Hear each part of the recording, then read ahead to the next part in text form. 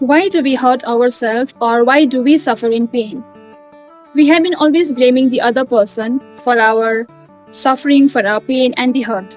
But it is very, very important to check with ourselves, is it the other person to be blamed for, or is it important to check our own emotions and the feelings that we are creating within ourselves?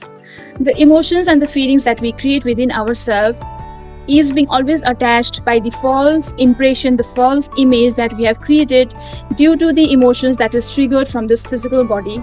And when that is not fulfilled, the ego that is not surrendered, the incompleteness, the hollowness, and the space that is not filled, the incompleteness, the unfulfilled desire that is not fulfilled, then we tend to suffer more. And we always wait for the other person to come and fill that space. We want the other person to come and fulfill that unfulfilled desire, and we also want the other person to fill that gap, to heal the wound. But when that is not possible, we tend to suffer and we tend to get hurt. What if the other person is also in the same context? What if the other person is also dwelling in that emotional turmoil? How can we expect that person who is dwelling in emotional turmoil to come and fill that gap?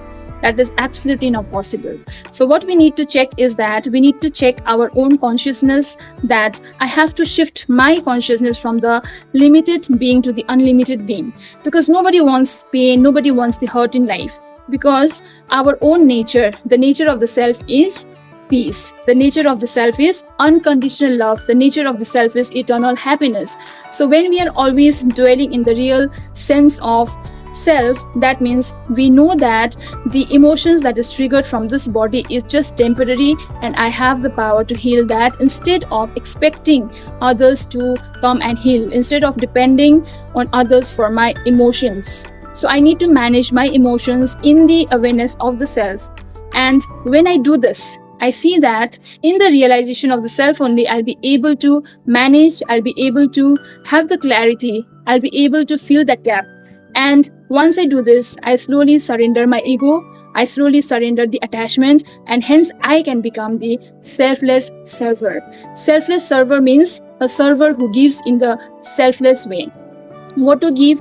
To give the eternal happiness, to give the unlimited joy, the unlimited love, and the unconditional peace to everyone. So in this context, I see that I'm healing myself, and I'll be able to heal the other person. I'll be able to uplift that person from the emotional turmoil that he is also experiencing. And I'm able to see that that person is also getting rid of the emotions. And that is the work of the selfless server. So instead of getting pain, instead of getting hurt upon, let us check our own emotions. Let us shift our consciousness from the limited being to the unlimited being. Because we have the eternal treasures within all of us, let us experience that, and we can surely feel the void, feel the incompleteness, feel the space that we are creating. Once the space is filled, I'll be always creating the best for myself, and I'll not even have the space for all those petty things in life.